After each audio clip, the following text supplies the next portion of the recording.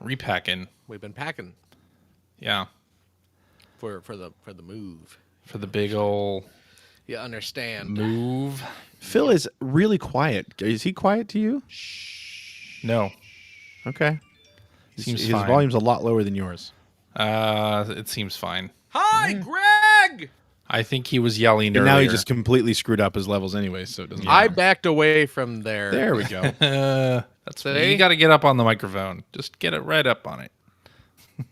Hey guys, how you doing? I hope we're all That's having too a good much. time. That's too much now. Which reminds Too me close? of Too close. the old broadcast microphones you'd see in like sports broadcasts where they were like handheld microphones, Yeah. but they had like a lip on them that you literally were supposed to put against your upper lip. Really? Yeah, I don't right know up on why. it. I don't know why. Right up on there. Right up. I guess on it was there. to make sure you were exactly the right distance away from the microphone. That is hilarious. Right. Yeah. I see. How you doing? Hello Greg? and welcome to Oh, geez, episode we're already starting. 753 of the Player One podcast for Tuesday, April 13th, 2021. I am your host, Chris Johnston, and with me, as always, from Canada is Mr. Greg Seward. Yellow. How's There he it is. rolling, Duder? Good. Just went to my son's final hockey game of the regular season. Yeah. Got another shutout. I know you guys love hockey Excellent. talk. So We they finished love our first, hockey talk. finished first in their division. So it's pretty great. Aw. It's pronounced honky talk.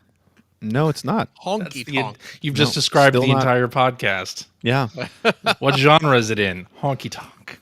We're the honky tonk hockey talk show. Yeah. Yeah. Anyway, it's good. It's a good day. Yeah. Okay. Yeah. Good. That's good. And joining me from the great state of Washington, Mr. Phil Theobald. How you doing? I'm doing great. How are you? Howdly doodly. I'm doing fine. I'm slowly Fine. starting to move into the new place. I was over there Yeah? earlier today hauling some crap I don't want the movers Did you rent a messing trailer around to with. get Unicron over there? Or I don't know if you saw the pictures. I saw did. The picture. I saw a picture. what on I Twitter. loved is I Yeah. happened to see that picture. I forget if it was right before or right after you tweeted something about not being able to justify the $700 Right. transforming Optimus Prime robot. Yes. but then like right around the same area of the feed, and I don't know if you did this close together or not, but it just showed up for me, was Yeah. you moving the Unicron that doesn't fit in the passenger seat of your effing car. right. Yeah. Okay. Yeah. Just Which was cheaper than the auto transforming Optimus Prime. yeah. And lets me lets me actually what? play with it. Oh. I can You actually can try- play with the robot?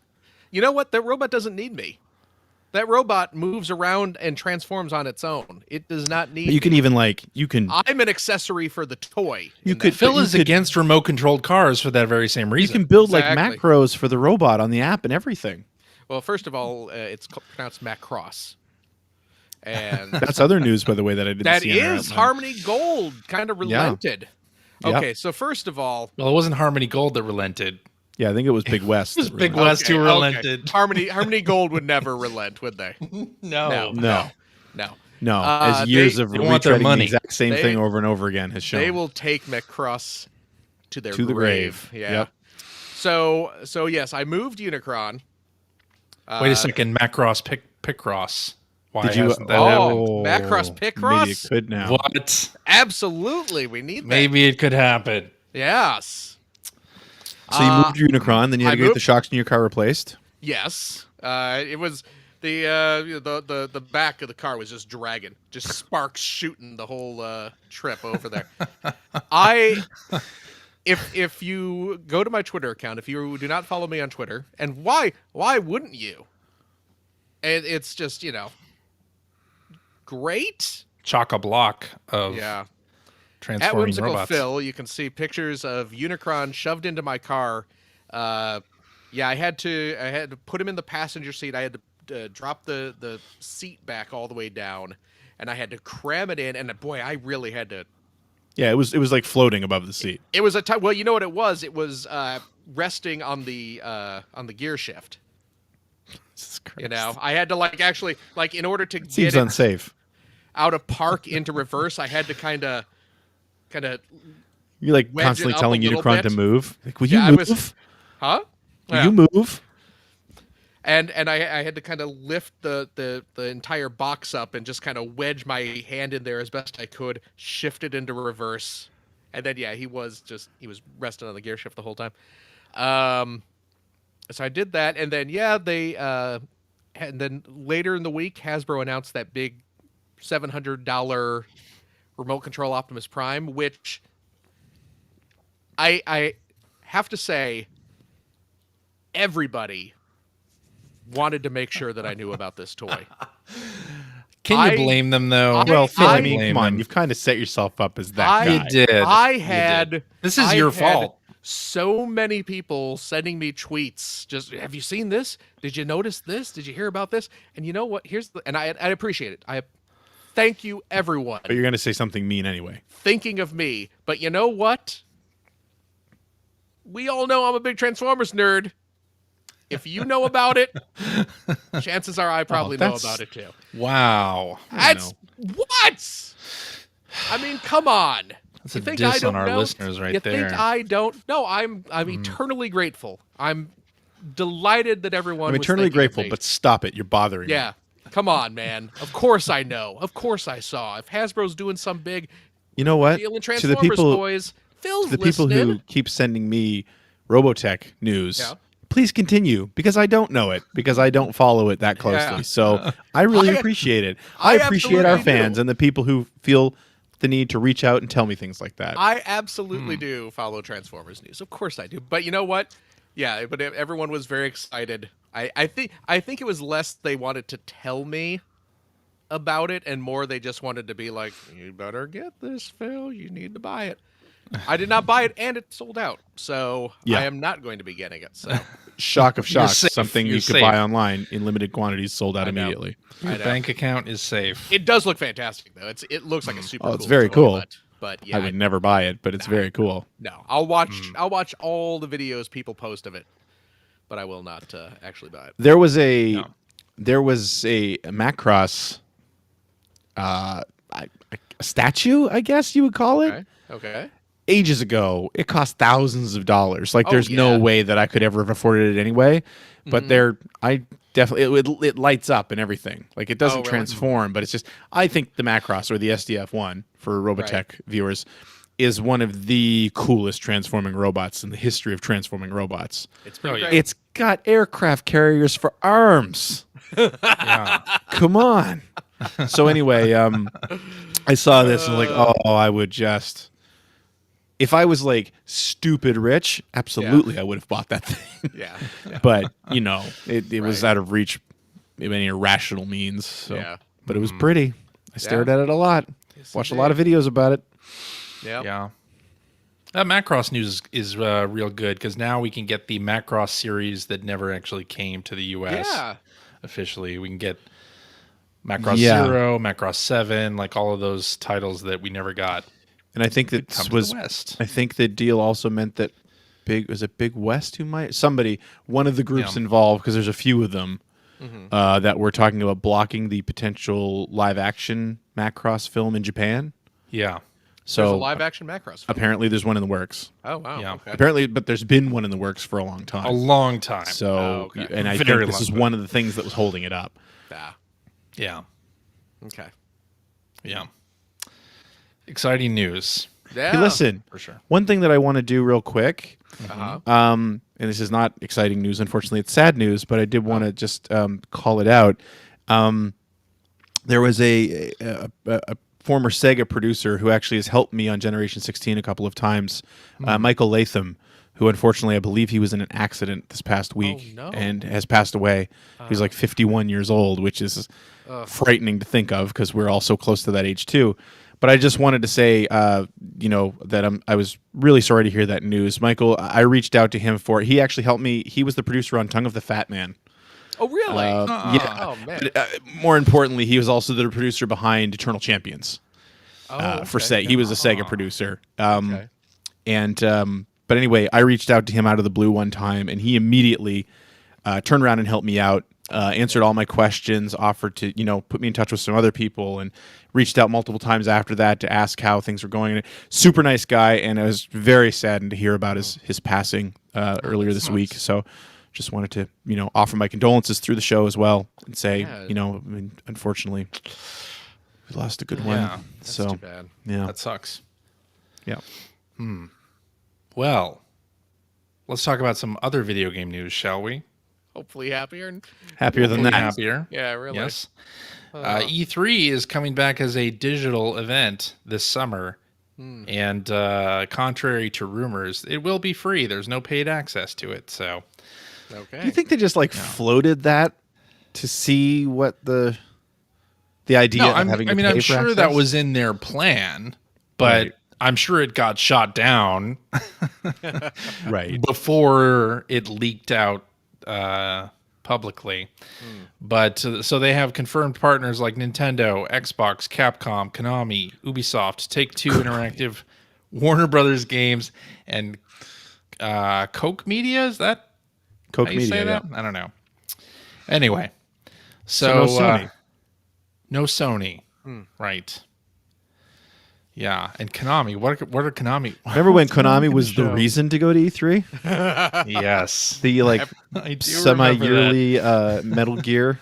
Yeah, hundreds Trailers? of people sitting on the floor watching. Oh, man. Sitting on the floor Sitting on in the the floor. aisles. Yep. And you know what? I Like, didn't I blame have them. to get to a meeting. Like Oh on no. the actual show floor. I didn't blame them. Those trailers were amazing. Oh, I yeah. agree. They were great trailers. Yes.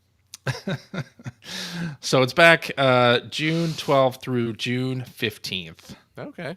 Yeah, Okay. as a digital event. And I'm sure Jeff Keighley is doing something as well. I was surprised to see Nintendo on the list. Just 'cause it felt like Nintendo Really? was one of the first companies to sort of move to we're doing our own thing. I mean, Not they're doing digital necessarily- events, but they've well, I know that. they're still exhibiting know. at E3, unlike Sony, who left. And But I'm just EA. saying, I was just where the digital one feels. It just felt, I was a little bit surprised to see it. I'm glad. That's great. Yeah. But Yeah. I just thought that if anybody was going to move away, because Nintendo's done their own digital thing for so long now, so well, Yeah. that it would make sense. I'm more surprised about Xbox because while Xbox has been at E3, they've always been at like LA Live. They've always had a separate event during E3. Yeah, that's true. Not actually on the show floor, so maybe a little more surprising there. But I'm glad it's back. I know a lot of people were anticipating E3's death, but I think it's still an important event. Even though a lot of folks in the industry don't like working the event, I can understand that and sympathize with it. But I think for a lot of fans, it's still a focal point of the year, more so than even like PAX. Unless you're going to PAX, right? Then it's different. Yeah, I mean, I agree with the idea that we need that focal point of the year. Yeah. It's more Yeah. exciting that way, for sure.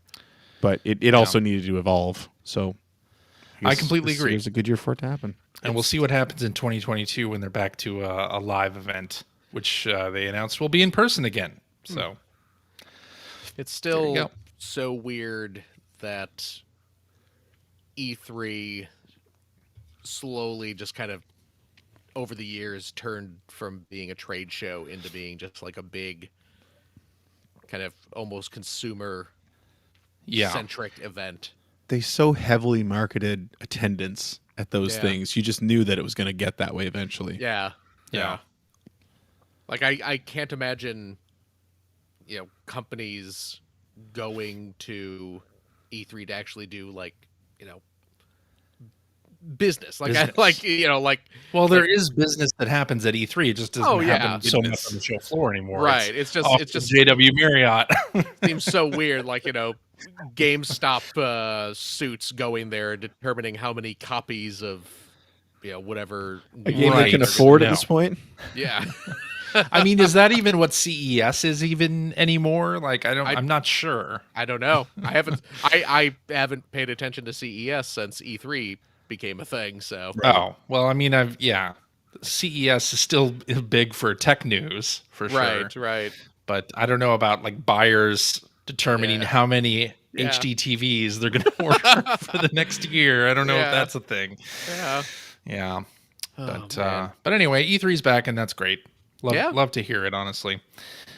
We got another delay a big game for PS5. This time it's Deathloop, delayed from its May release date to a September 14th release date. So, Okay. big PS5 exclusive moving into the fall. Yeah, I know both of you are I'm heartbroken. The trailers for that game look amazing, but it's does look something I amazing. will never play. Yeah, I really like the look.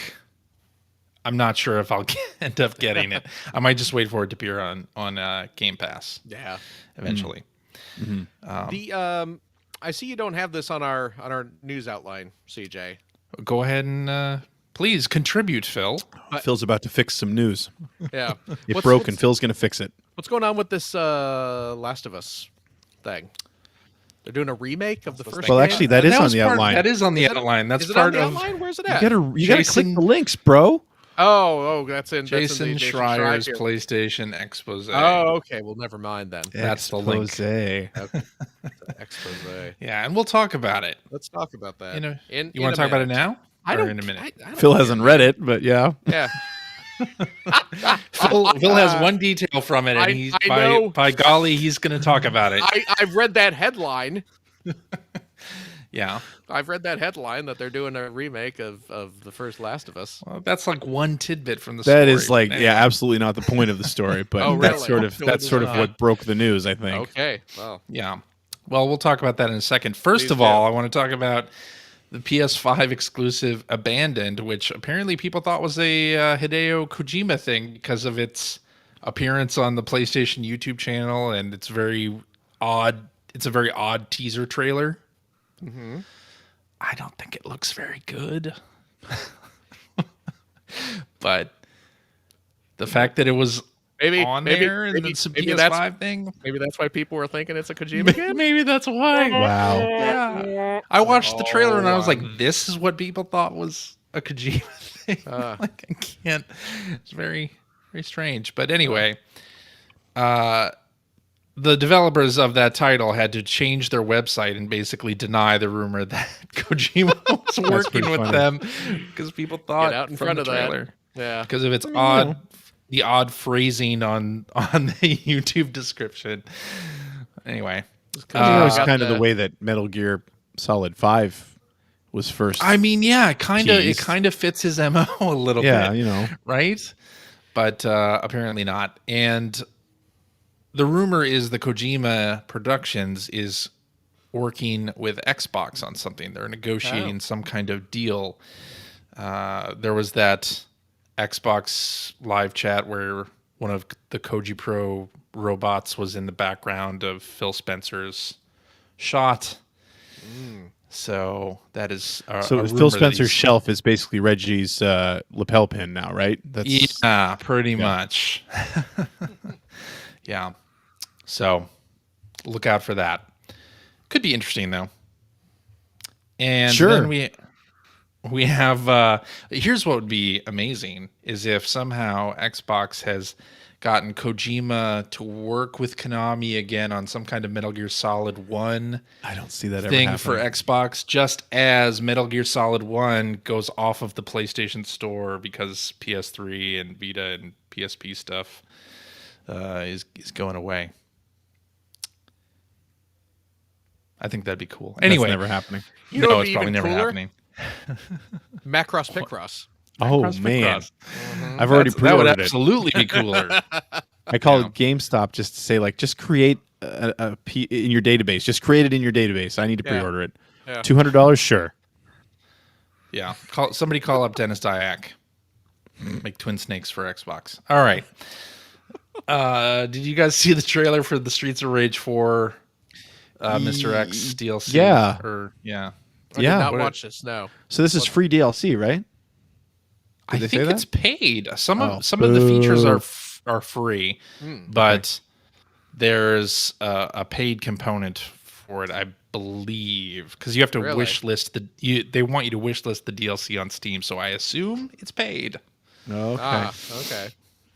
Yeah, Mr. X Nightmare is the name of the DLC, and it includes new characters to fight Yeah. as and play as, new moves, all kinds of things. So there's some aspects of the update that are free that'll go to everybody, and then some that you have to pay for. So, yeah.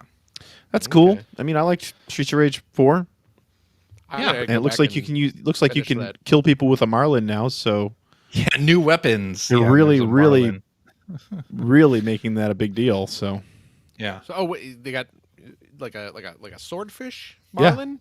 yeah, Okay. Yeah. it's a weapon, Is that a and it's really featured. like a nod to Die Hard Arcade or something? Because couldn't you use one of those in Die Hard Maybe. Arcade? Could you? I think so. don't Or, remember. or I mean, you what could is- use a lot of things in Die Hard it Arcade. So Dynamite Deca. yeah, Is that Dynamite what Deca. the Japanese That's name the of name. that? Yeah. Huh. Yeah. All right. Well, let's dig into this Jason Schreier. Real quick, Piece. CJ. Yeah. I'm looking at Tell me about Days Gone 2 being canceled. no, I'm telling you Why isn't about that on the outline? I'm telling you about Mr. X Nightmare. Okay. that's good.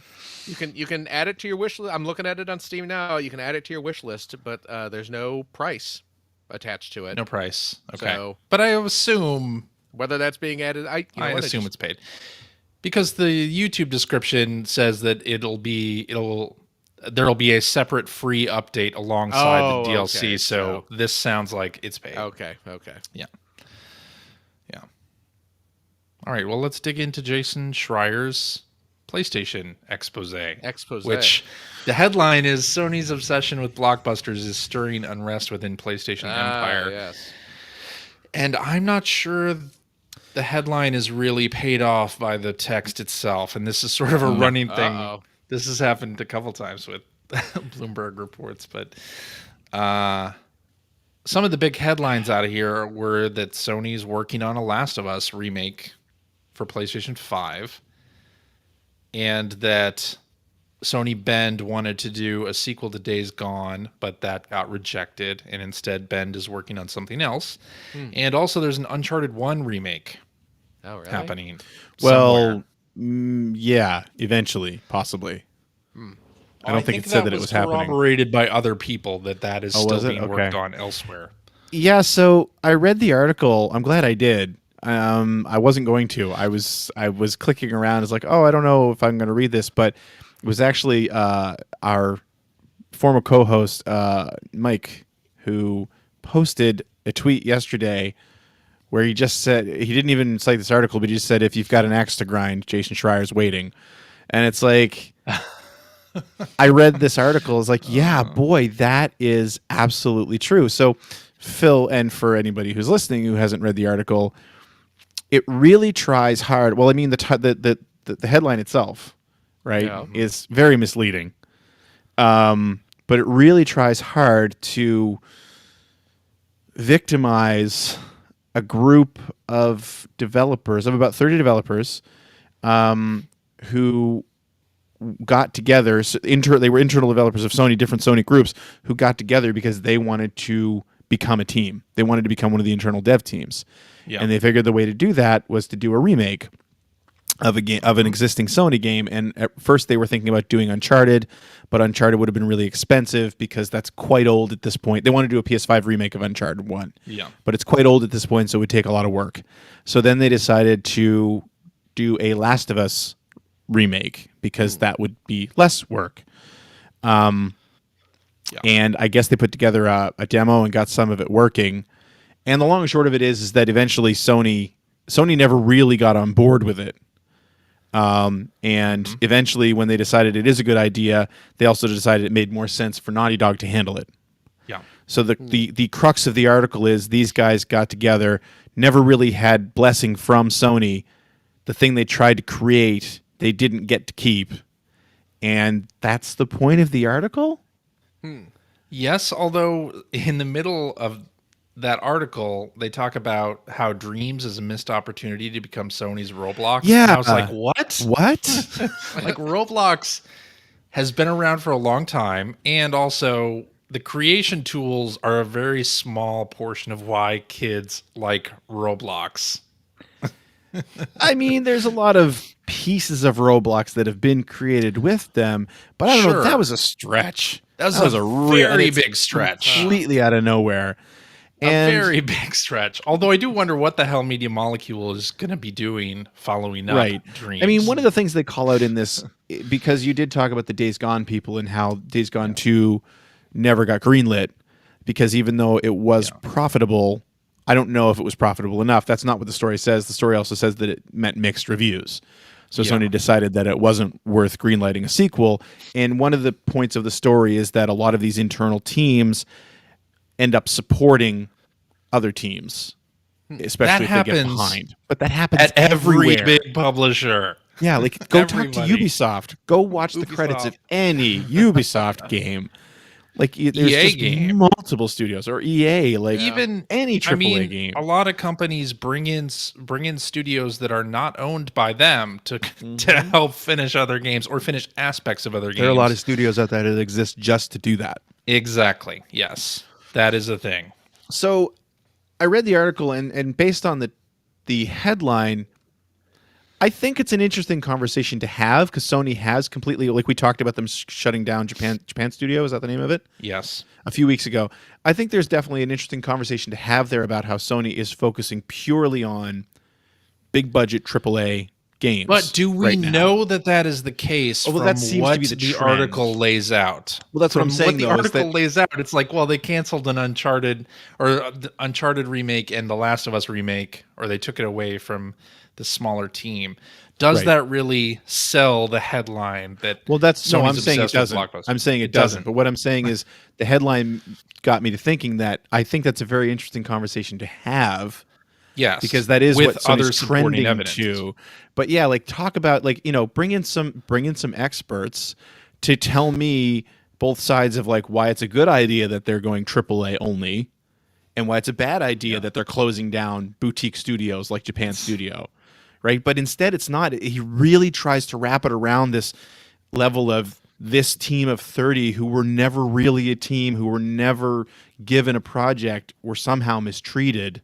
Right. And now they're unhappy. And I mean, I get being unhappy in a support role. Absolutely. But I mean, it's not the controversy he seems to be trying to paint it also, to be they here. kind of chose that project. You took the risk. I mean, and I'm speaking as someone who's worked at a bunch of video game studios over the years that were all contract studios.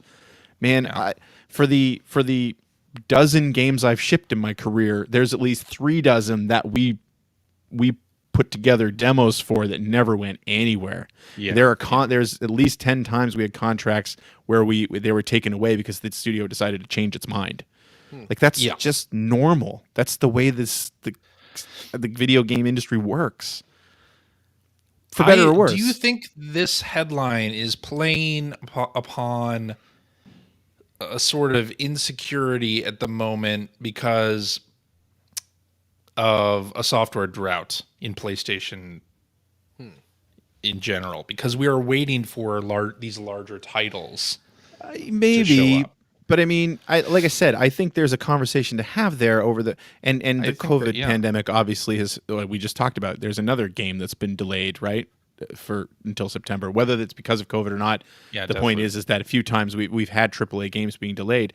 But I think there's something interesting about Sony seems to be absolutely going down this route where they're taking big shots every time. Yeah. And it seems to be working. And in the article, he even calls out, it seems to be working.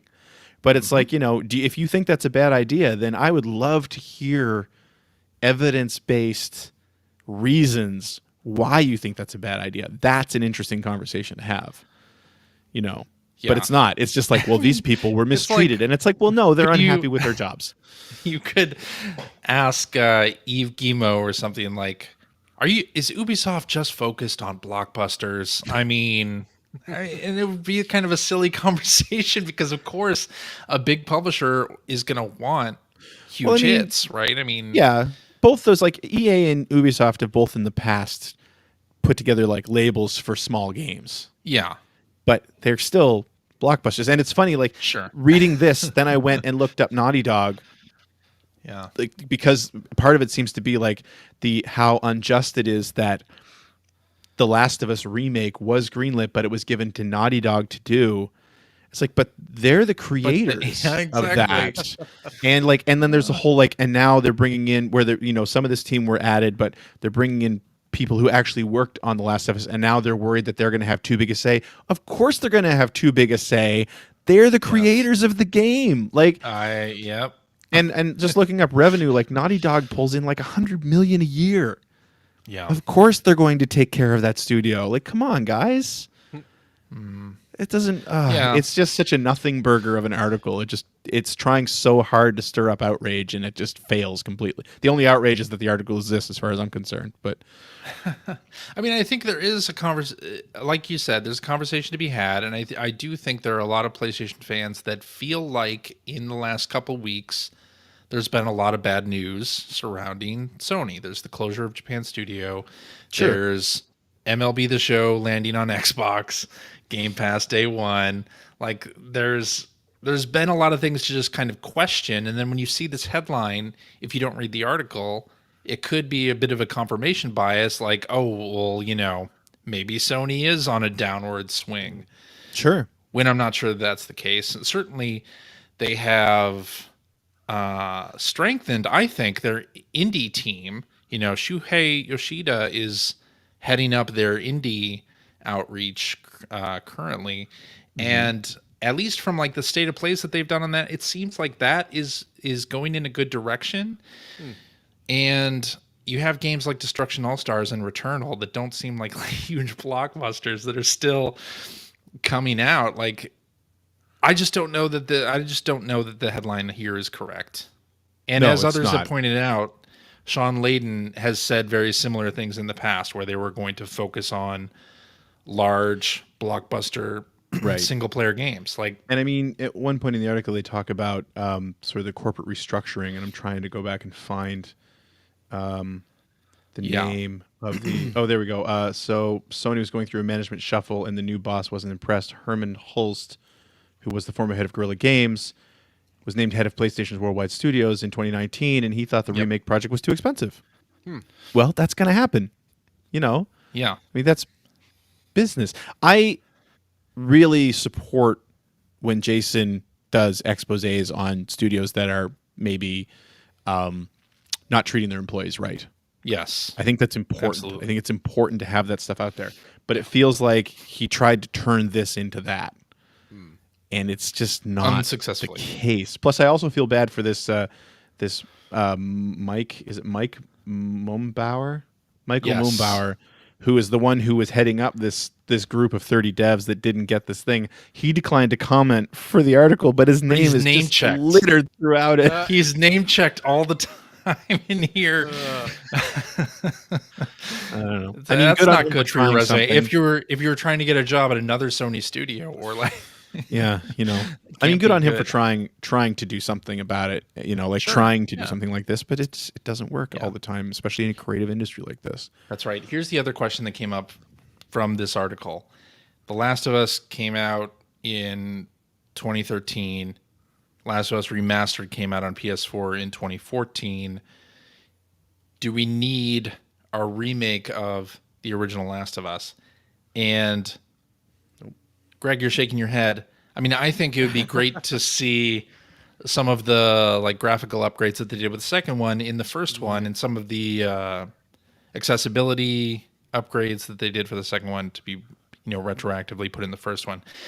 And of course, there's that television show with HBO coming, and True. there will be renewed interest in The Last of Us as a game. So what they're gonna do is rework Joel and Ellie's face so they look like the actors on the show. Oh right, God. exactly. It's gonna be like the Spider-Man. Oh God. Spider-Man. Where we have where we No, yet really? I don't think they'll do that. You don't think they'll I do don't think that? They'll do that. No. I mean, The only- we've seen them take their Spider-Man game and kind of give us fake Tom Holland in there. You don't Yeah, think but they're I don't going to think they'll do rework it. Joel and Ellie's face to look? I mean, they vaguely might do like- that for the Uncharted remake. I don't know. Well, I mean, they Tom already got Holland in there. the fake Tom Holland model, so There they go. Yeah, exactly.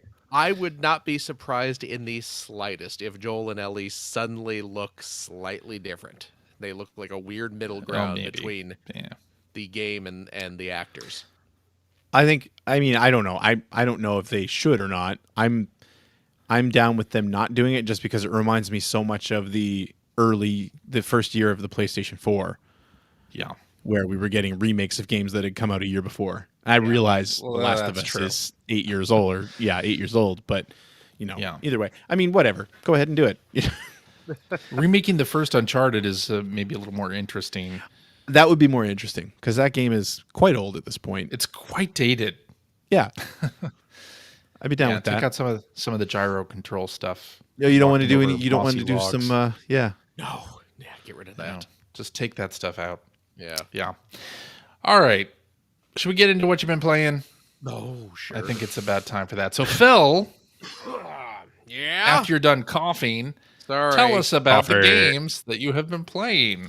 What have I been playing this past week? Well, let me tell you. Well, At least two of these I've also been playing. So we'll get into Pac-Man in a minute because I know you've been playing. I know you've been playing that. Well, just get this. I found myself. I was messing around with my Switch a couple days ago. It's just like I'm gonna look through my Switch library. I have a ton of games. I have my new 1 terabyte card in my Switch. So I've been Quality of life. looking through there. Yeah, looking through my gigantic fridge, just seeing what I had, and I stumbled across Steam World Dig 2. And just on a lark, I was like, I'm gonna load up Steam World Dig 2 because I really enjoy the Steam World Dig games. And I did, and I was like, I'll play a little Steam World Dig. And I was like, well, I could continue my save game, but I'll start a fresh game just for fun.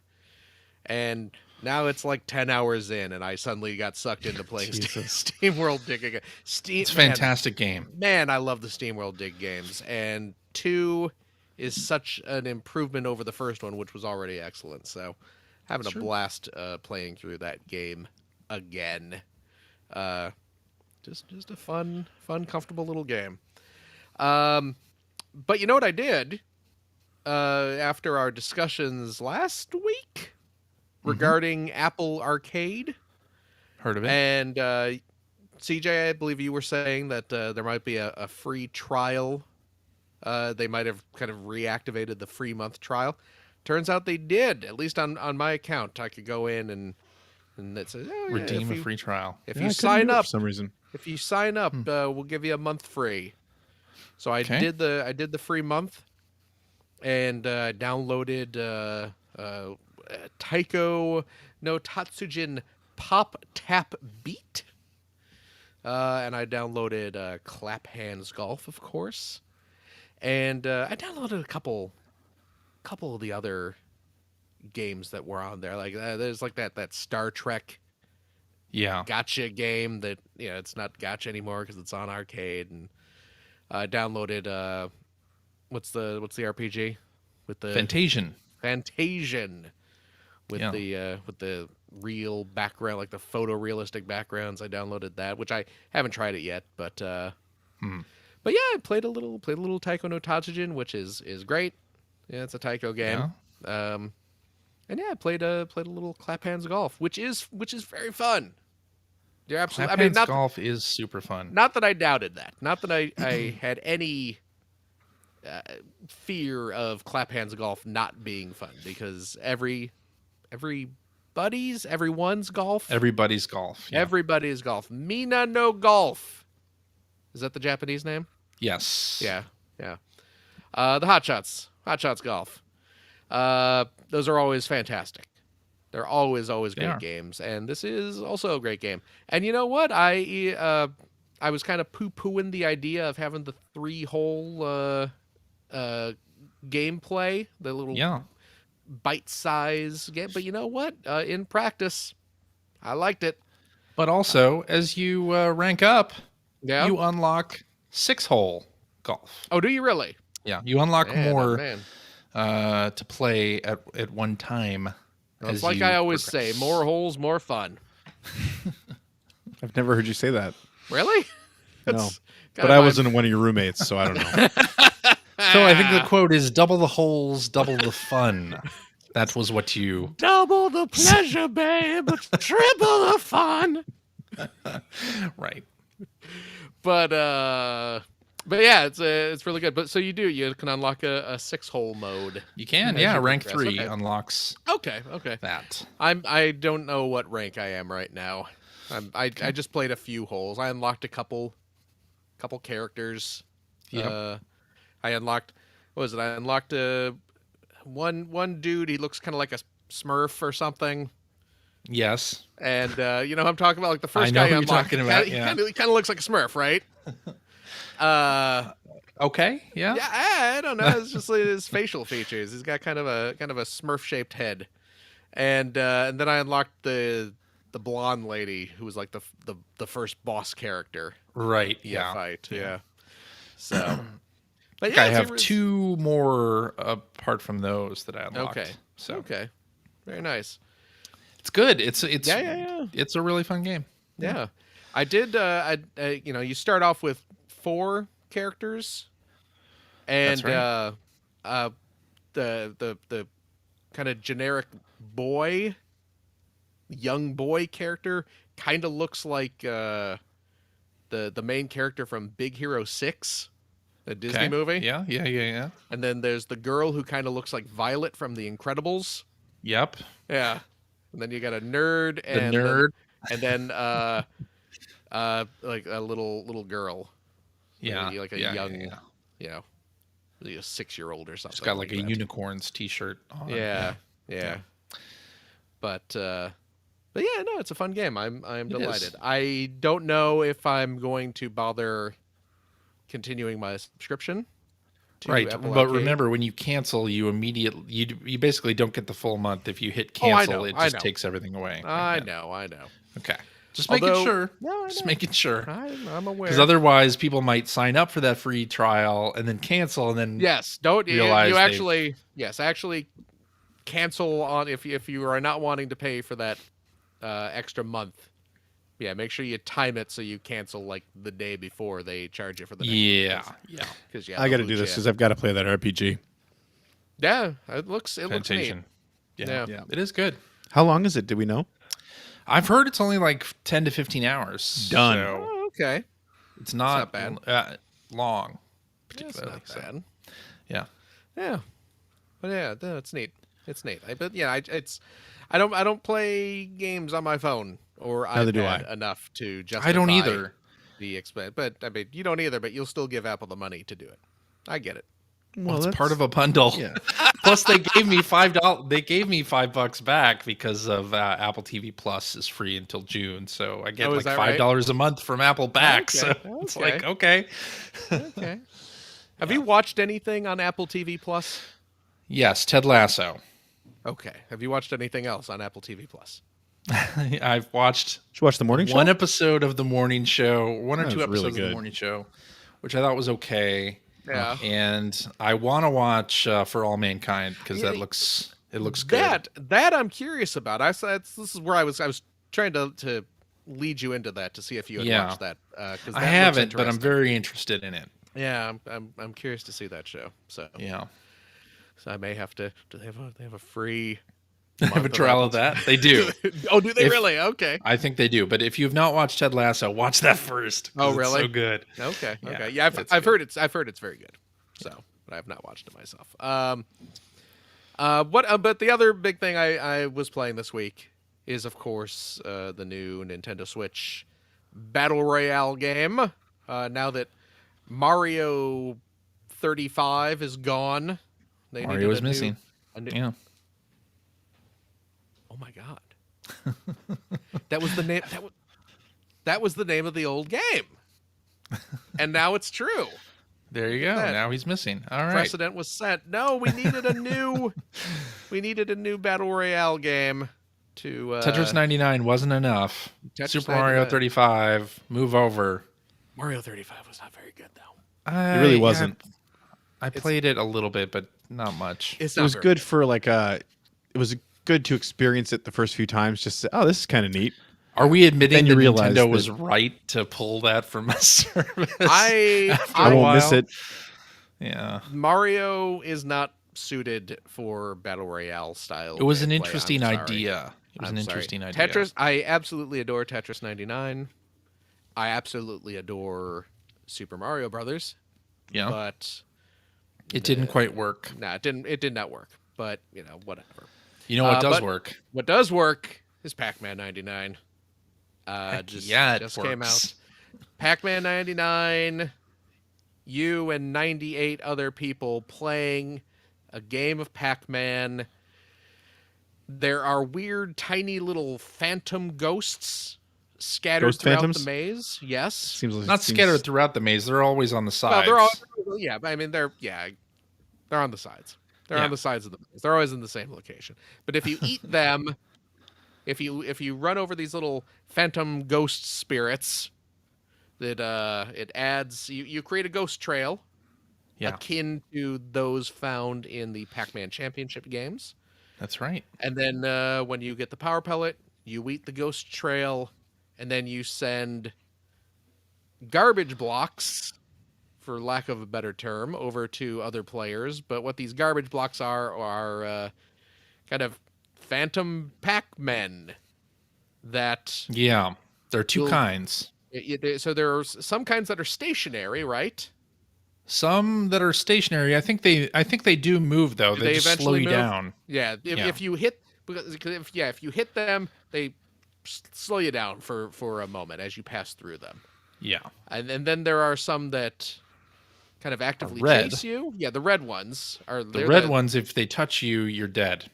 Yes, they're Or if you run basically- into them. They're basically like ghosts, like extra ghosts. That's right. Eating power pellets will clear the screen of your phantom garbage block Pac-Man, right? Is that correct? Yes. Yes. If you eat a power pellet, the phantoms Yes. all disappear. Yeah. Yes. You are correct. And There are, CJ didn't respond. I was like, is he waiting for me to answer? I haven't played this. there Well, are I a here's- surprising amount of mechanics in this game, and I the do game not- itself explains none of them. No, that's the thing. This is why I'm kind of everything, every description I've had of this game, it has a question mark at the end because I don't fully understand this game yet. Because it is it's busy, and is. there's a I believe power pellets also freeze the red Pac-Men from moving. They don't do they? The They don't? red Pac-Men disappear when you eat the fruit. Oh, do that now. If you have a power pellet, can you eat the red Pac-Man or no? No, Okay, so red Pac-Man you cannot eat the red Pac-Man can at all. only be eliminated by grabbing fruit. Yes. And the fruit will appear. What triggers the appearance of fruit? I believe the appearance of the fruit is what percent of dots are left on the board. Okay, which I think is how it works in real Pac-Man. I think you're I right. think it is. It's kind of that. And if you grab the fruit, Yeah. it puts more. It like changes the dot pattern in the maze. It Like, resets the maze. Yeah. Yeah, So like- if you've eaten all the power pellets, you eat the fruit, it puts Right. power pellets back on the maze and dots as well. right. But even if you've not eaten all the dots on the maze and you eat That's the fruit, right. suddenly Yeah. a bunch of dots are back. Or even if you haven't eaten all of the phantom ghosts that are along the side. The outline ghosts. The outline ghosts, that See, add to the this ghost is- train. If Right. you eat the fruit, it resets those as well. Yeah. But So- also, if you manage to eat all the dots of the maze, have you done this before, CJ? I have not done this. No, If- I don't think if I you- have. If you eat all the dots, like if you eat, like even if there's a fruit underneath that ghost box, if you eat all the dots before eating that fruit to trigger the maze regeneration, it speeds up your Pac-Man. Oh, really? It gives you a permanent Speed speed boost. boost, and you can stack it. That's So cool. if you keep clearing dots, your Pac-Man character will become faster and faster. Oh, okay. That's There's a interesting. lot going on. A lot of different in this mechanics game. at Lot of- work. It's a So lot is it more. good? But It I'll is tell great. you, Yeah. it is great. I am Yes. addicted to it. I'm terrible at it though. I'm I've terrible only at gotten it. sixth. Sixth is I- the highest that I've gotten. The I don't highest think I've I've even got gotten. 6 in Tetris. The highest I've gotten is 31st. Wow. I am That not sounds more good. like how I would do. I am not Yeah. good at this game, and part of it is because I still haven't wrapped my head around the mechanics of it. Part of it is I am clearly not competitively good at Pac-Man. Well, there's a couple different things going on here, though, right? Because people send garbage Pac-Man to you, Right. and so the way I've been playing is basically I've been going around the maze, clearing dots so that I could get the next fruit to appear. Right. Also trying to eat power pellets to make the garbage disappear. Right. And then also eat make the ghost train bigger by eating those. Right. But then also keeping the power pellets going in a combo, because you can get a combo of ghosts eaten. Okay. That seems like it does something. I don't know exactly what it does. Yeah. But I've gotten a combo going right. where it's like over 100 ghosts eaten in wow. one combo or whatever. Okay. And then does it send? I don't know if it sends any more know. garbage over to anybody Well, else. and then and it's and like Tetris 99, you can set it so when you do send garbage ghosts, or I guess garbage Pac-Men, you can send it to people who are close to being knocked out. You can send it over to like random people. You can do a counter, which I guess people who are targeting you. People who are targeting you, you can send it back to them. But then there's also Hunter. what is the Hunter? It's called Hunter. I don't know what Hunter does. If there's a dude named Hunter you're playing against, do we all target that guy? Maybe, but there's a fourth option there that I'm not sure what that does. And that's toggled with the right stick, just like Yes. Tetris 99. But also you can toggle something else with the face buttons. That's and it's right. like Yeah. standard and speed and power. I don't know what any of that does. And train as well. And so what is that? There's standard, train, power, and speed, and all of those have like some sort of it gives you an advantage, but then it also takes something away. Okay. Like speed, I think speeds you up, but then it also speeds up like the duration of the power pellet. Oh, so you have less power pellet time, but you move Yes. faster? Okay. Yes.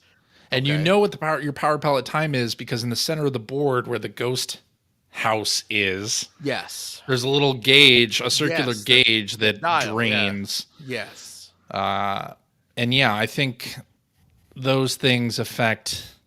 Yeah, it's sort of a give and take. It like gives you an advantage, but also there's some con to it. And you can toggle those on the fly. You can, yeah. So Yeah. like if you I don't need a- exactly know what the strategy there And is, see, this but is the thing. This is why I'm like, because there Yeah. are so many variables going on in this game, and I don't really have a handle on it. the other thing I've heard is that, and I've experienced as well, is the D-pad on the Pro controller kind of sucks with this game. It kind of It's does. terrible. It kind of does. I do. So I end switched it to using the analog. up, oh, So I'm using the analog. that stick. almost seems like it'd be worse. I mean, No, it's not worse. Trust Really? trust me, Okay. it is not worse. okay, Yeah. because and I don't know how I should be playing it in order to do well, because I instinctively I've just been playing with standard. I haven't been doing any of the funky. Well, I'm just talking play in terms modes. of like, is it best to clear all the dots before triggering the fruit? Is it best to I have not been doing that. to plow through as much fruit as possible just to That's what I've been doing. to try and get a super long ghost train? Because That is what I've been doing. And see, that's kind of what I've been doing too. Because I'm in my head. In my head, I'm having a hard time separating this game from Pac-Man Championship Edition. Yeah, and I get it. Which I get that. Because it's the similar mechanic with you get a ghost train and you eat like 30 ghosts in a row. So Yeah. it feels like that, but I don't know if the techniques for getting high scores in Pac-Man Championship Edition translate to success in this game. Yeah, I don't know either. Yeah. To be honest, I don't Yeah. know, but I'm having Yeah. a hell of a lot of fun. But it's great. I'm having a blast with it. In fact, I went and bought the unlock because it has DLC. It's a Yes. free Pac-Man 99 is free with Nintendo Switch Online, but then there is a bunch of DLC stuff that you can unlock piecemeal, or you can just pay $30 and unlock everything, which is what I did. Yeah, I did it too. And it unlocks a bunch of Namco skins. Yep. For it, including freaking Bravo Man is a skin in this. they go deep with They go real these. deep with the library in this. Yeah, and I mean, there's a lot Rolling of like, Thunder is in there. It's I mean, weird. like Baraduke and like Yeah. Wonder Momo, like all these kind of Yeah. obscure games, obscure in the Dig U.S. Dug. anyway. Yeah. Dig Dug, if you ever heard of that one. Yeah. But it's Um, got other modes too. It's got a score attack mode and it's got a Yeah. time-based mode, time Yes. trial mode. So Yes. I've been playing around with those as well. And you can also, like Tetris 99, play against 98 CPU players right. if Yeah, but all you're too nervous to face real people. all the offline modes are paid DLC. That's right. Yeah. Yes, yeah. And you can do private matches with the paid DLC too. Oh yeah, that's right. And So you can invite your friends. there is a cheaper because you can, like you were saying, it's piecemeal, so you can pay the $30 and get everything. Yeah. And then is it like, what is it for the offline modes? I don't remember, honestly. Is it 10, 15? I don't know what it is. Yeah, But- something like that. But I was like, $30, okay. Yeah, basically for the extra, you're just getting all the skins because they sell the skins separately for like $2 or something. Yeah. But yeah, I just bought the whole thing. Have you tried playing it with any of the other skins? I played with some of the other Pac-Man skins. Yeah, because they do. Cause they have the game comes with a handful of kind of Pac-Man themed skins. Yeah, but I haven't played with any of the Namco skins. Greg does not care. Craig does not care. Greg's just He's Greg's out. Yeah, I have heard that it's confusing yeah. Some of the to use some of the other skins. Some of the Namco skins work okay. Like the Xevious one is nice and clean. The Dig Dug one's pretty okay. Yeah, But like some of those, it's just a cacophony of just visual nonsense, and yeah, just you can't play it with it. But I love the game. It's so yeah, good. so do I. Having a lot of fun with it. I suck at So it, good. but it's fun. I hope they. I mean, I want them to sort of treat this like Tetris 99 and do like events and things. Oh, yeah. Yeah, in it because I'll be there for that completely. I want a That's- Pac-Man 99 theme in Tetris Yeah. 99. Oh hell yeah! And I'd vice be versa. down with that. And vice versa. I Absolutely. need yeah. Absolutely. I want to be a Tetris block going through the maze. But it's a great game. It is. This It's a works lot of fun. really well for that. Greg, I'm down. assuming you've not played it since you've been. No, I putting it forgot. up. I forgot to download it, and I just haven't. You haven't should gotten check around it to out. I You do should want to check try it it out. Yeah, Sounds it awesome. It is a lot of fun. So Yeah. but yeah, that's really what I've been playing. All right. Well, Yeah. I've been playing a lot of Pac-Man 99. Oh man, I've heard about this. game. Imagine that, right? Tell me more. Talk about it for 20 minutes. It's a good game.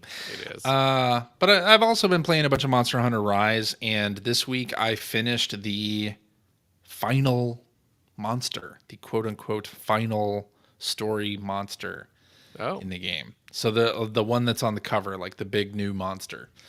So I've done that. And now I get to apparently start the real game, which is grinding for gear. Jesus. So now that I've finished that, but it's such a fun game, and I was watching some videos on how to use the weapon set, the sword and shield that I've been using, and so I'm watching this tutorial, and this guy, like, the game doesn't teach you jack shit on how to play the game. So I'm watching this video, and he shows like how to do these combos and how to chain things together and how to like charge a sort of move where you like hop backwards and charge something up. I'm like, the game doesn't even teach you, doesn't even tell you that this thing exists. Like, you have to go outside the game and watch a video on how to use this weapon set to even know that you can do this stuff. It's kind of crazy. But once I did see that video, I was doing a lot better. Monster Hunter suddenly. There you go. Yeah. So I'm back on my sword and shield from the bow gun and the light bow gun and the bow. So having a lot of fun with Monster Hunter Rise. That's a good Monster Hunter. Sure. I know, Phil, you're Take your word for that. not as interested. And the say- demo was terrible. Don't play the demo. Oh God. Oh really?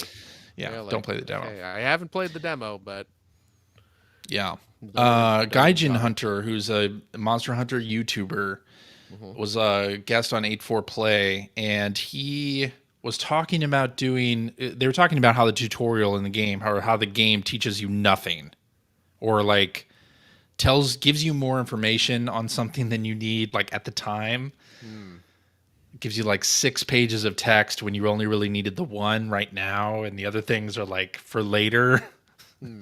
And he mentioned that he was thinking about doing a video like the first hour of the game for people who just need to know the absolute basics.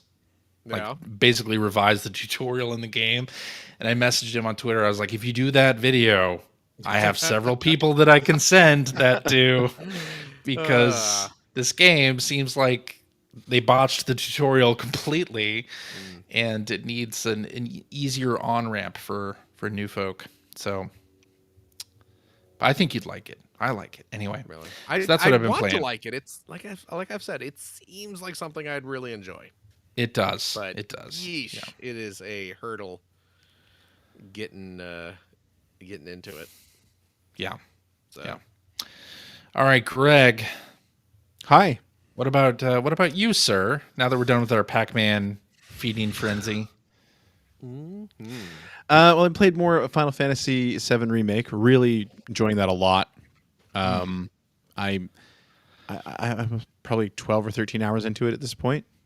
So super excited about continuing to play that. But I have to say, I want to get through that now because I was actually watching one of our listeners, Scoop Joey. He streamed for the first time ever this past week.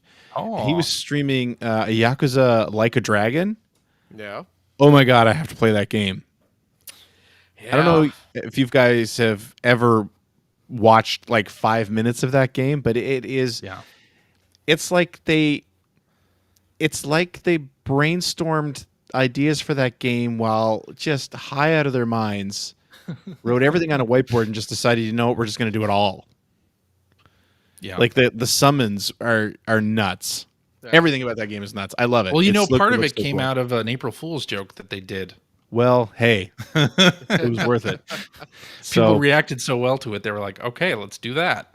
I can't believe they made a whole game like that. And I was just watching him play, and he was just sort of doing like a sampling of sort of all kinds of different stuff that you can do. He was like doing the go-kart races and all this stuff, and he was playing Sega arcade games, which is always a fun part of those Sure. games. Have you? So you're talking about Like a Dragon, but have you ever played or finished? I the other sampled Yakuza games? the other Yakuzas, and I was asking him that while he was streaming, actually, and he said, like, no. He explained it to somebody else in the stream really well, actually.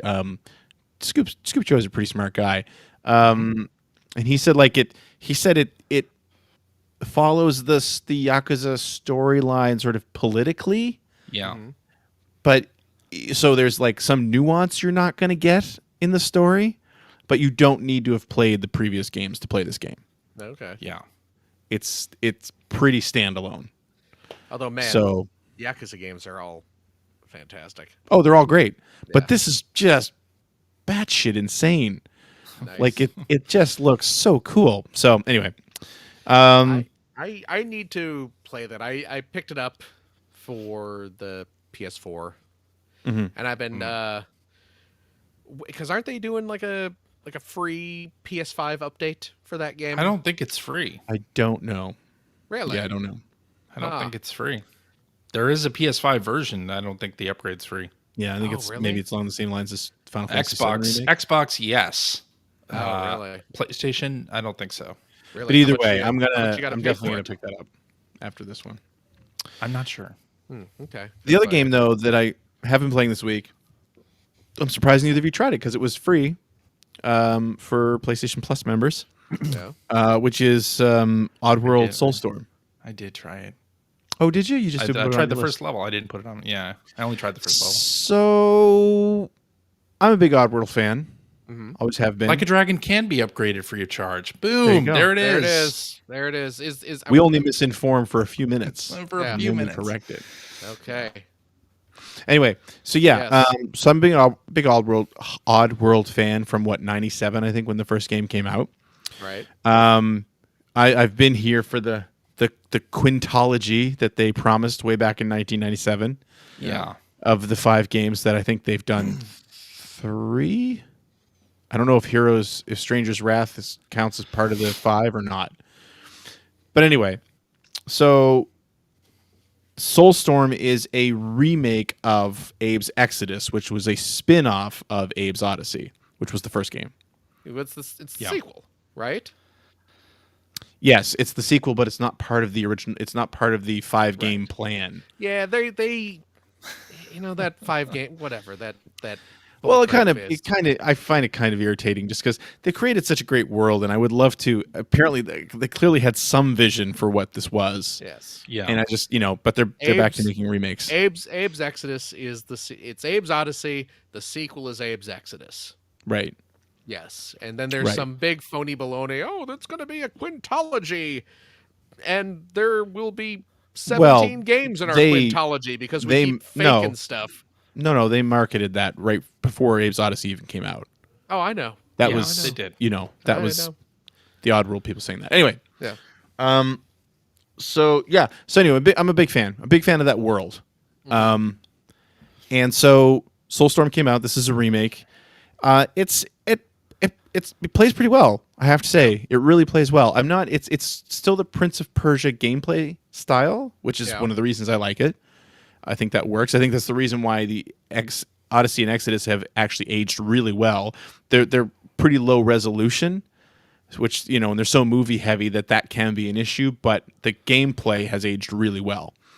And they've pretty much captured it, although this is a remake technically, but they're really just sort of hitting some story beats. It does not feel like it has anything to do with the original Abe's Exodus, because the original Abe's Exodus, and forgive me, it's been 25 years, but maybe not 25, 22 years, but was that he was going to Soulstorm Brewery because the Gluckins, who are sort of the capitalist race in Oddworld, who enslaved the Mudokons, which is what Abe is. They're grinding up the bones of dead Mudokons to create this brew, right, at Soulstorm Brewery. So he's going to basically save. He takes some Mudokons with him. They get captured or scattered or something, and he saves them. It's a very high level. This one sort of picks up at the ending of Abe's Exodus as well, but from as much as I've played so far, it's more about them escaping an attack on where all of the Mudokons are right now. I haven't even gotten to Soulstorm Brewery at all yet. But anyway, they've captured the gameplay pretty well. You move him with the analog stick, which I'm not crazy about in games like this. It feels mushy. Yeah. Right? And precision is so important in a Prince of Persia style platformer. But you get used to it, but otherwise it's kind of the same thing. Though, especially because some of the double jumps were like trying to dodge flames that would hurt you or something. And I was finding that I would time the double jump a little bit wrong. Like there wasn't enough area for me to practice it before I was already getting damaged. Which that's absolutely true. Yeah. That's unfortunate. It's like you can just roll and you can roll and put the flames out. put the flames out. But it's all in 3D. It's all fully 3D now. But like they move you to. It used to be like a flick scrolling type of game before. They move you to each area and like, okay, you're in this contained area, and you have to work your way past the sligs, which are the enemy sentries and things like that.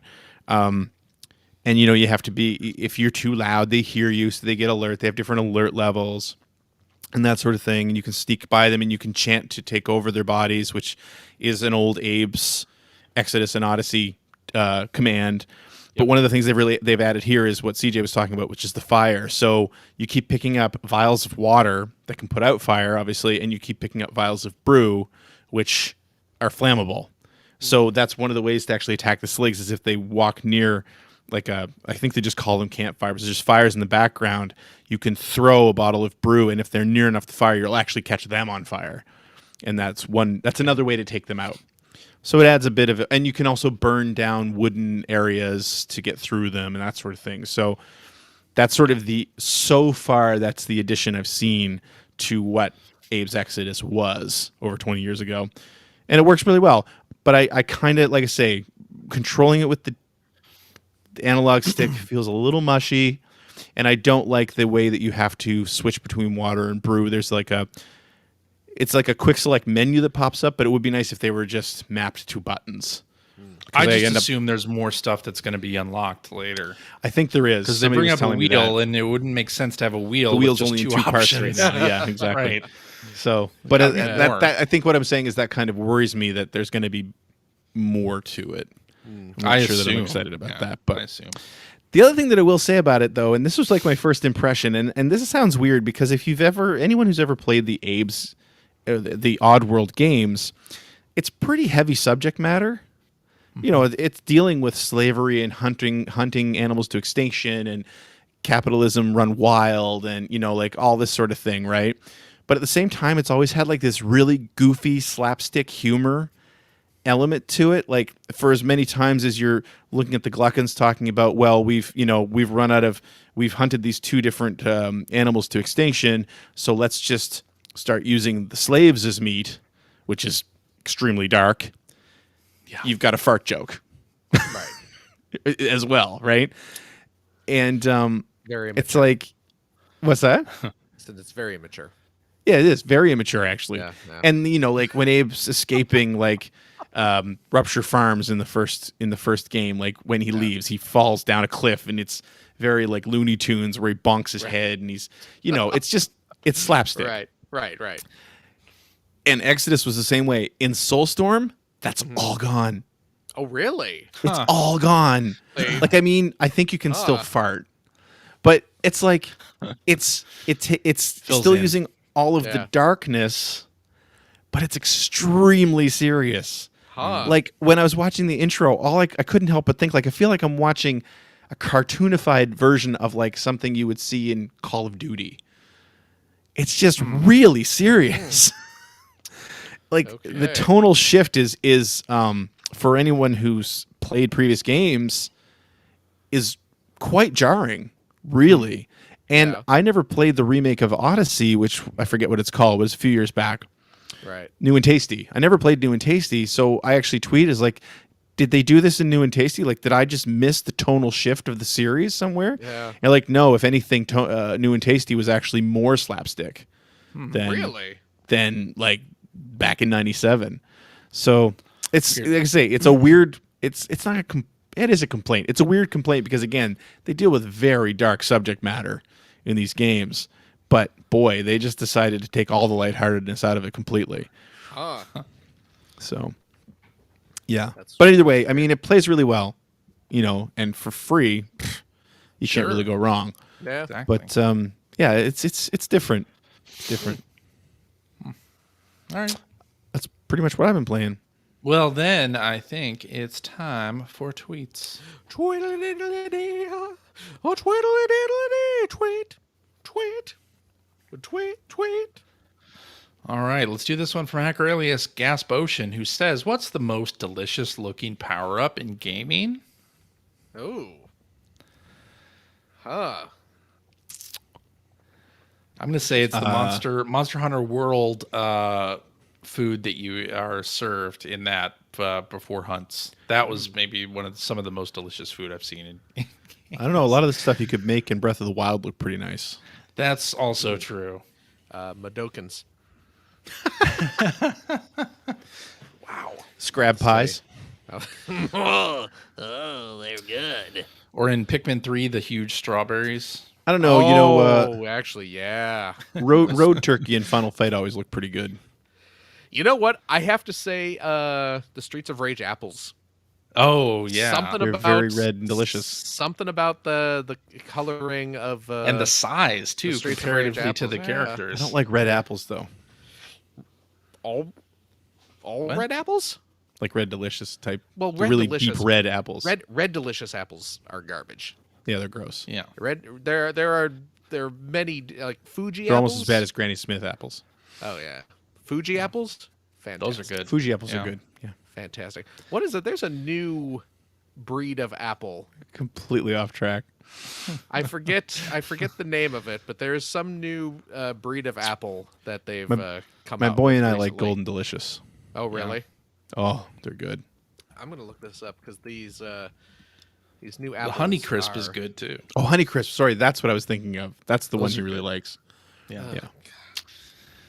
Anyway, Let's see. Anyway, Phil's gonna Right. go do his apple. We'll move on. Oh, Cosmic Crisp apples. There you go. Sounds I'll- good. I'll tell you what. Trying to look up new apple and have it be Yeah, about that would be a have misleading. it be about the fruit Right. is different. Yeah, Cosmic Crisp Bloomberg apples are really damn tasty. Go out of your way and find a grocery Get store one of stocking those. Cosmic Crisp. They are top notch.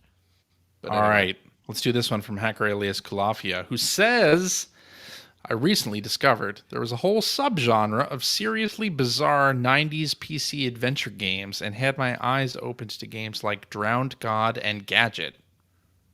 What do you think is the weirdest / strangest game to ever get a retail release? And what's your favorite weird game? Huh. I haven't heard of those I haven't heard of 90s those Me either. neither. games that you mentioned. I do know, like back in the '90s, there was like a on PC. There was like a Homie D Clown. Yeah, do you remember Homie? Yeah, from In Homie Living D- Color. From In Living Color. Yeah, there was a Homie. Homie, D don't play Clown. that. Yeah. There Yeah. was a graphic adventure game about Homie the Oh, Clown. really? Yeah. I've been playing graphic adventure games on my Twitch channel for a while, and probably the weirdest one I ever played so far was actually Dallas. Oh yeah. Ah, That game is weird. yeah. If we're talking about weird games, though, Irritating Stick Irritating Stick has to is- be one of the strangest titles Is it? Well, that ever I got mean, released in the U.S. I find it strange that got released here. because it's is that based on like a Japanese game show or something? It is, yeah. There Yeah. are Japanese game shows that have this thing, and it's even been like a challenge on Survivor where you have to like hold a stick and like go through a maze basically and not touch the sides. Yeah, it's kind of like is sort of a similar premise to the old board game Operation. Yeah, pretty you're much. trying to not- Sure. But you have to do it with You an have to analog twist the stick in certain ways to get it around the. Yeah, It's you like just moving want- furniture. It's like Yeah. moving furniture. Exactly. Yeah, yeah. Getting a couch down a thin hallway. Same thing. Yeah. Yeah. With a 90-degree turn at the end. Exactly. But then there have also been like Kururin, Right. is sort of that a similar sort of experience there. I mean, like, well, what are we talking about in terms of weird? Just like, it's like I Katamari. mean, like Panic. Is Panic weird. is weird. Panic's weird. Panic's really weird. And it came here Yeah. on a system that didn't do well. Like, like Must have been I'd super understood. cheap. I understood like the end of life weirdness on like the PlayStation and the PlayStation 2 because those systems, everybody in the world had one. Right. But like on a system that almost no one owned to release Panic, Yeah. this is like okay, it's such a non-game too. it It's is. Why It's it's just so press weird. random buttons and watch bizarre hope for the best. animations. Yeah. I loved it though. Boy, I had Oh, a it's blast great. playing Panic. Yeah. Yeah. But All right. yeah, I mean, there's a lot of weird No one can games. stop Mr. Domino. No one can stop Mr. Domino. Penn and Teller should have come out. Oh, the Penn and Teller. That's a weird game. Smoke and Mirrors. Smoke and Mirrors. Yeah. Absolutely should have. I mean, you can get it. It's No, yeah, it's out. It's around. But yeah, you get can it now, find it, yeah. but yeah, it would have been nice to get a retail release of that. for anyone who All doesn't know right. what that is, that's where Desert Bus comes from. You've probably heard of the Desert Bus charity Oh, absolutely, yeah. stuff that they do. You know what? Talk about limited run doing stuff. I bet They should get the rights to that. I bet because I mean, Yeah. who was it? Absolute was the Absolute developer. Entertainment Yes, was Absolute. yeah. was- Does yeah. Absolute? They I don't know who owns anymore, Absolute. do That they? was David Stuff. Crane and Gary Kitchen were Yep. part of Absolute. Okay. Who owns that stuff Who these knows? days? I Probably Activision. No. But then I also wonder if Penn and Teller might just own the rights to it. I can't imagine they Wasn't- do. Uh, I mean, it seems weird that the rights to that game would just end up defaulting to them if Absolute went away. But Yeah, was you there never know. not It's a in contracts re-release like of that game? Am I? Yeah. they don't know. did. Gearbox did yeah, a Gearbox new. did something. They did a Desert Bus VR Right, that's what it was. because Right. Penn's all buddy with Randy Pitchford. Right. Yeah, 'cause he's a And- magician. Yes, exactly. And he is a magician. Exactly. And they And did Cam Girl enthusiast. well, And I mean, sorry, yeah. Randy You Pitchford. mean Yes. medieval times enthusiast? Yes. Yes. Yes. But they did the Desert Bus VR game, and well, the Penn and Teller VR game that came out, the Yeah. FU Okay, that was U. the one. Yeah. That was also Gearbox. So, Yep. but yeah, whoever they should limited run should track down whoever owns the rights to Smoke and Mirrors and do a release of it for They Sega absolutely CD. should. That'd be Yeah. great. Yeah, I'd buy a copy. All right, let's finish up with this one from Hacker Alias Daniel Nolan 3. I think that's just his name. Anyway, it's obvious that video games media has changed dramatically in the last 25 years. If you three could magically turn into teenagers in 2021, would you have any desire to pursue a career in gaming media in its current toxic environment? Would the passion be there? Is it a current? I mean, everything's currently a toxic environment. Well, that's It's very not just true. video games. Well, Not just video games. That's right. I mean, what are we talking about here? Like, I go feel like work if- for Yeah. Giant Bomb or something, or just like, hey, I'm going to become a streamer. Do I Let's say Go work- go do to work Kotaku for stuff? like a pro outlet. Let's say that, like Yeah. Kotaku or IGN or something? or GameSpot or something like that. Yeah. Or Giant Bomb. I don't know if I would. I think I would. I think I would too. Yep. Yeah, I don't know. I think if I would probably be more content just having my own channel on YouTube and just Yeah. doing that kind of thing. I don't know. If I was a teenager again and I had the same passion and energy about the stuff that I did then. Right. That's exact. Yeah, that's a Yeah. prerequisite. Because I for mean, this. yeah, because Yeah. I mean, I know with CJ, with you, because you were doing fanzines before you Yeah. landed an actual gig, and I was doing the equivalent of that in the late '90s, which was a website, Right. for free, and sort of it was my passion that was carrying me through there. I wasn't making any money, so if I was the same type of kid as back then as if I was again now when we were, I was a teenager in 2021, I think I'd probably still pursue the career. Yeah. Yeah. You have way more avenue think to I would pursue too. it now. If you're talking about would current age me pursue a career in video game media, no. Oh, If I was a teenager, but as tired as I am now, no. Exactly. I mean, what I think reviewing video games Yeah. is maybe where you catch the most heat, right? Yeah. Mm-hmm. And I don't know if I would want to be a video game reviewer Yeah. professionally. I loved it. I mean, maybe.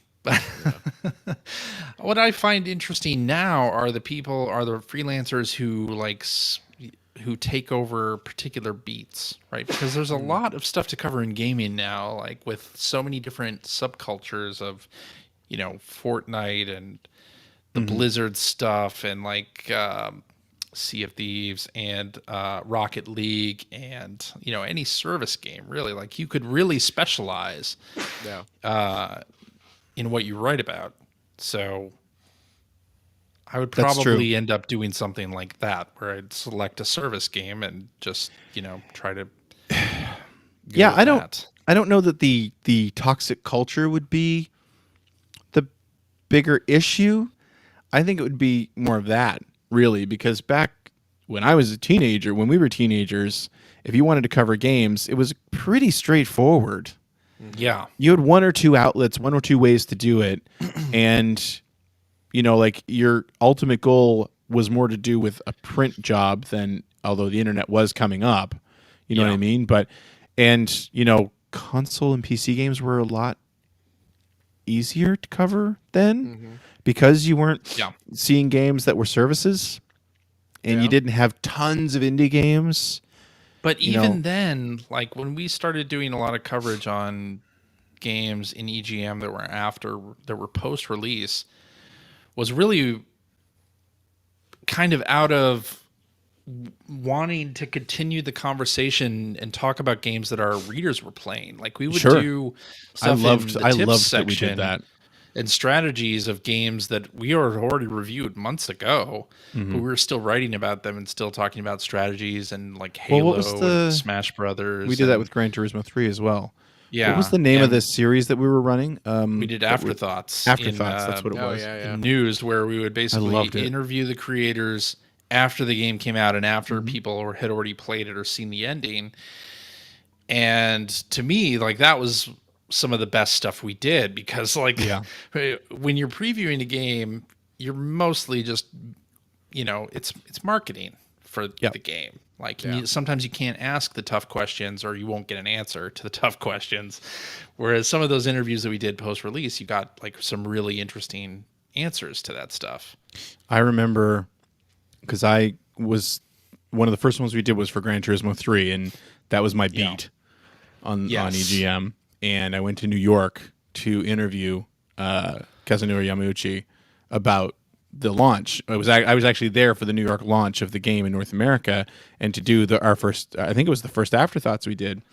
And I don't know if it was the first, but it was one of the early. It was ones, one of the first, and I remember asking him, because the Japanese version of Gran Turismo 3 had a Lamborghini Diablo in it that was taken out for the American version.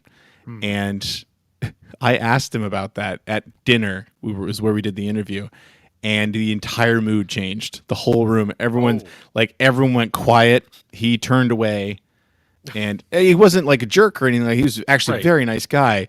But like one of I forget his name. There was a Sony of America producer who I talked to a lot, because he was the producer on the Gran Turismo games, and he just turned to me. It's like, we don't talk about that. Oh wow! I was like, oh, okay. So he's like, yeah, don't put that in your interview. I was like, okay, cool. But no, I remember Dan Shu talking about the Afterthoughts thing when we were doing it. I don't know if it was his idea, but I remember him explaining it one time, and I thought it made perfect sense, where he's like, where we're a print magazine, running up to the release of a big game like a Halo or a Gran Turismo 3 or something like that, we talk about it constantly. Or like Metal Gear, we would talk about it for 12 or 15 issues straight before it came out, and then it came out, we reviewed it, and then our readers are talking about it now, and we never talk about it again. Right. Exactly. And that makes no sense. Yeah. I still think it makes no sense even now, I think it makes less sense for online outlets to do the same thing. And that happens. But the breadth is so much wider now when you're covering games. You're right. There's just so much to cover. And there are a lot of specialized outlets that serve those communities too. Yeah. For those games. So Billy Bruiser in the chat asks, would we do it if it was all video and not writing? I absolutely would. I love editing video. Really? I love doing video stuff. It's a lot of work. I think I would do it too. Yeah. If it was video and podcasts, if we were doing podcasts back in the EGM days, it would have been awesome. I would have been all over that. Yes. I don't know if I would. I don't know if I would. I don't. I'm not into editing video. I like the writing. That's why I was so excited to be doing working at the magazines back in the day. Yeah. Because writing was. That's my first love. Yeah. For sure. Working at. I'm so glad I got a chance to work at a magazine, and it wasn't just the writing, but also I loved the process of organizing a section and seeing it published and leafing through it when you got the copies back. It was just the best feeling in the world. Having a tangible thing at the end that you can flip through and look at that can't go offline and get removed. Right. Yeah. It's huge. Yeah. Absolutely. Yeah. Now, if it could be like this podcast where I just show up and talk and then someone else edits it, absolutely. Absolutely. Exactly. Yeah. Yeah. But if I have to do any actual work, oh, come on. No, I got things to do. Why start now? Robots to transform. Amen to that. Well, not if you buy the ones that transform for you. Well, those are sold out. So technology taking away people's jobs. Speaking of such things, I'm gonna here's another quick one. You may know hacker alias Captain Logan. You know, I do. Captain Heard of Logan. him. Oh yeah. Captain Logan was chatting with me the other day. Coincidentally enough, he had messaged me to make sure that I had seen the auto-transforming Optimus Prime toy. That's awesome. Wow. And I was like, yes, Just of course don't I leave you have. alone. Come on. But we were chatting a little bit, and he submitted a question for the He show. did, which we did not do this week, but we'll do next week. Are we going to do that next week about We'll do it Transformer next games? week. Wow, look at Okay. that. Yes. Teaser for Look at next that. week. Look at that. Teaser We'll for talk next about, week. Talk about Transformers. Hey, you know what We'll though, absolutely do it. CJ? Yeah. I want to talk about this email real quick that Oh, was no. sent to us. Can I talk about this email real quick? Sure. I'm going to talk about this email real quick because this email, huh? Yeah. What? Yeah. Talk about What? the email. What? Yeah. Someone sent us an email. Someone sent us an email, and it's to me. It's about me, and it is shockingly kind. That's why we're talking about it. It's yeah, exactly. Kind email for Phil. I know. That guy's a jerk. No, this I'm not going to say the guy's name because I don't even know if he's a listener. I don't even know if he listens. It to doesn't this show. seem like it. No. It doesn't. No. He just found our website. Yeah, he found the website. I don't think he listens to the show, so I'm not going to say the dude's name, just because he didn't say yeah, go ahead and talk about this. But this guy wrote to us. Years ago, I did those plug and play TV games. I produced a few of those with my extremely talented small team of people over at Backbone/Digital Eclipse. But this guy apparently played the SpongeBob SquarePants Dilly Dabbler, the YouTube sensation Dilly Dabbler. He had that game when he was a kid. Because I am You're old. so friggin' old. Yeah.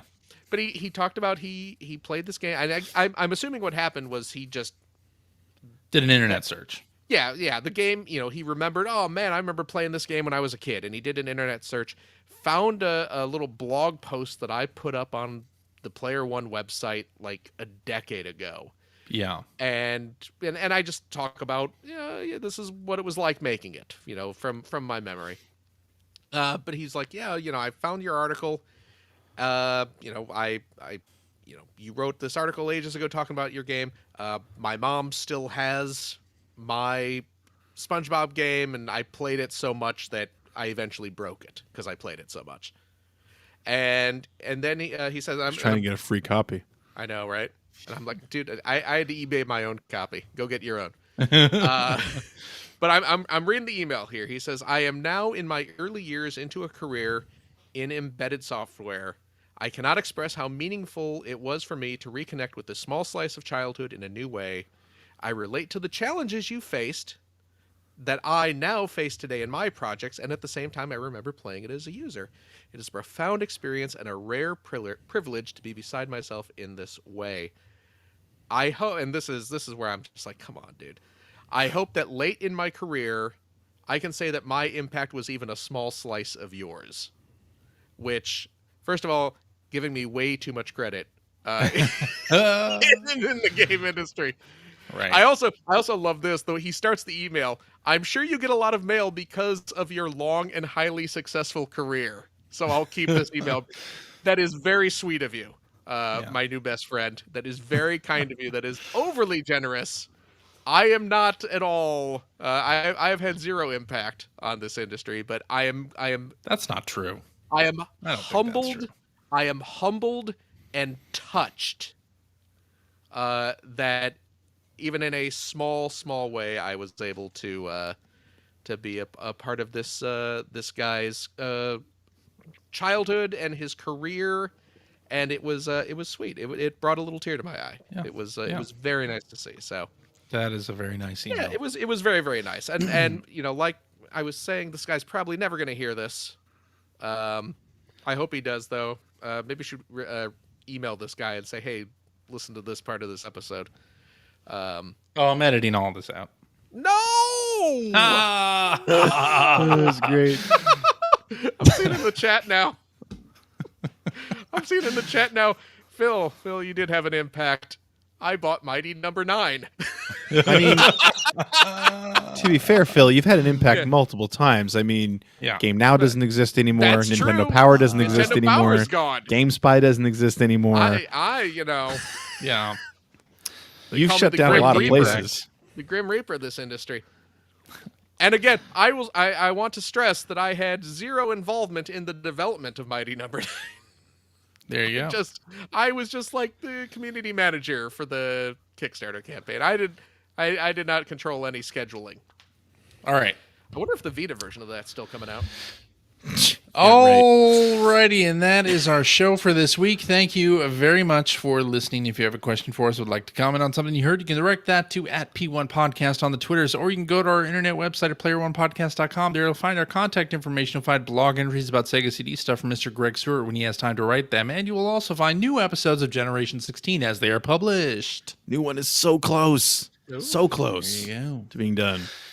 You will also find show notes and links to all the things that we talked about, including, I'm sure, that transforming Optimus Prime that we mentioned so many times here already.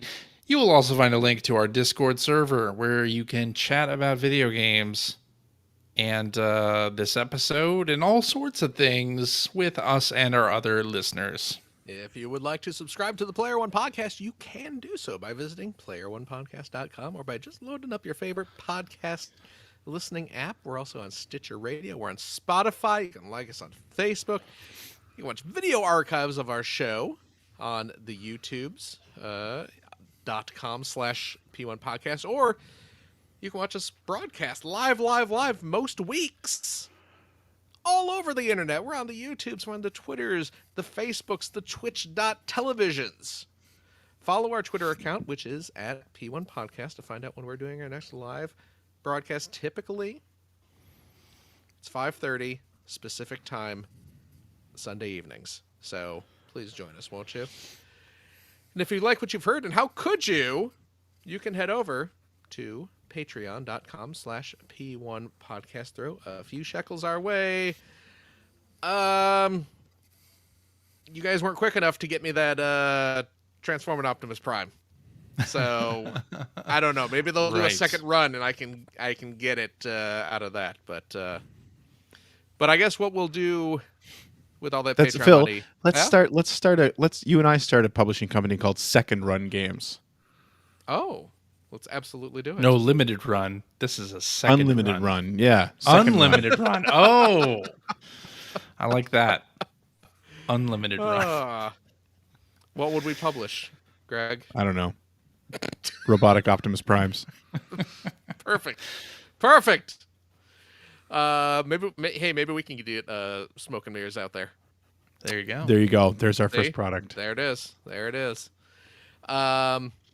But you know what? Your Patreon dollars do, of course, help keep our show running. Keeps all the lights on here in podcast land. It keeps our Melon app broadcasting live, which again has been great. It's true. It's been working out really well for us. So it keeps all that going. And of course, if you are a Patreon friend of the $5 tier. Wow, that is cheap. Going off script, getting a little wordier here. You're not getting paid by the word, Greg. How do you know? You didn't write the contract. I'm privy to it. I'm privy to all that stuff. You gain access for that $5 tier to our special weekly bonus episodes. We record right after this, where we play games, crack wise, having fun doing all the things we can't do on the regular show. We have a game this week. Sounds like we have some games. We have some games. Yeah, we have another Jeopardy game. I love the Jeopardy games. Love the Jeopardy games. So join us for that. Watch us perform poorly, answering video game trivia. That seems to be what we do. But join us for that. And if you have a couple bucks left over, what's the new link, Greg? Where do you want me to send people? Patreon.com/Generation16. Patreon.com/Generation16. No hyphen in that. No hyphen involved. That is, of course, the Patreon link to help support Greg Stewart's outstanding, and it is outstanding, web series, about North America's favorite runner-up, the system where we almost saw Penn and Teller's Smoke and Mirrors, the Sega Genesis / Sega CD. Thank you, Phil. And of course, course. if you support the show to the tune of $5 or more per episode, Also cheap. thank you. Yes. You get access to my weekly vlog called The Weekly Commute, where I talk about lots of different things, talk about the creation of the current episode, talk about some of the stuff that I use to research the episodes, talk about the game room being worked on downstairs, and show quick looks at what's going on in there. Lots of stuff. Yeah. You get that every week. Sounds like a deal. There you I think so. Yeah. And I guess that's it. That's it for this show. CJ, Yaha. thank you very much. Thank you, Phil. Thank you very much. Gregory. Yo. Oh, Greg. You're the only thing in this whole world that's pure and good and right. And I believe that sincerely. Thank you for joining Aw. us. Yeah. Thank you, Phil. Thank you. There was a little meatloaf for you on this blustery spring day. And everyone out there, our wonderful listeners, thank you so much. Please take care of yourself. Be safe. Take care of your family, your loved ones, your friends. Keep wearing your mask. Get your shots. I got mine coming up on Thursday. I'm getting mine on Saturday. Nice. I'm getting mine sometime in June, I think. Oh, really? Well, Yeah, we're a little behind. maybe CJ and I will You start our Americans own bought up all the podcast. doses. Hey, man. Well, we gotta have everything, don't we? We gotta have it all. our self-transforming robots and I'm gonna program my Optimus Prime to give me the injection. there you go. Yeah. Yeah, so I'm very excited about that. So but yeah. Take care of yourselves. We hope to see you next week, everybody. Enjoy. Bye-bye. Bye.